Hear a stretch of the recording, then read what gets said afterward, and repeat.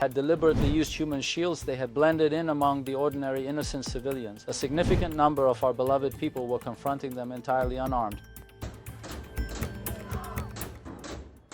What does it mean when a country's top military commander says this? If our boys had used their weapons, it would have been over in 2 hours. That statement, now circulating online, is being attributed to Iran's Armed Forces Chief, Major General Abdul Rahim Musavi, and it's raising disturbing questions about what's really happening on Iran's streets. In a video shared by pro-regime accounts, Musavi claimed that Iranian security forces showed restraint during clashes with protesters. He alleged that demonstrators used other civilians as human shields and suggested that this, not the security forces, was responsible for high civilian casualties. It took them a full 2 hours to gather all of them. However, because they had deliberately used human shields, they had blended in among the ordinary innocent civilians. A significant number of our beloved people were confronting them entirely unarmed. Many of them. To critics, the message sounded less like restraint and more like a warning. These remarks come as Iran enters its third week of massive anti-government protests. What began in late December as demonstrations over economic collapse, inflation, and currency devaluation has evolved into open calls for the overthrow of the Islamic Republic. Chants like "Death to the Dictator" are echoing across hundreds of cities and towns nationwide.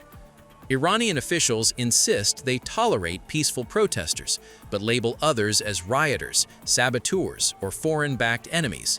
They accuse the US and Israel of orchestrating a soft war and use that claim to justify harsher crackdowns. Musavi's comments fit squarely into that narrative. Human rights organizations paint a very different picture.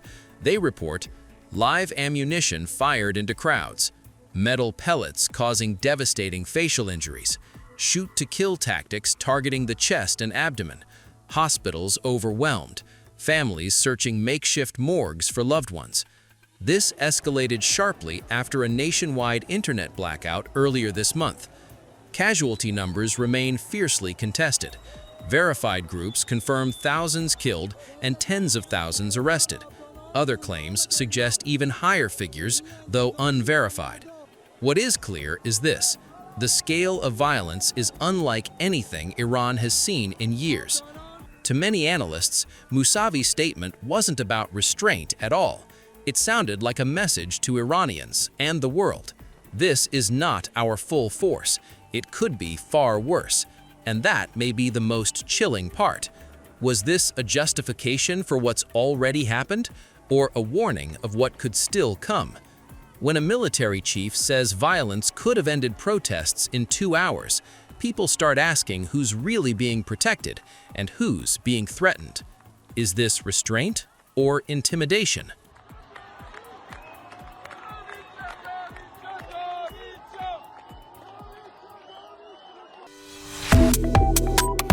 Subscribe to One India and never miss an update. Download the One India app now.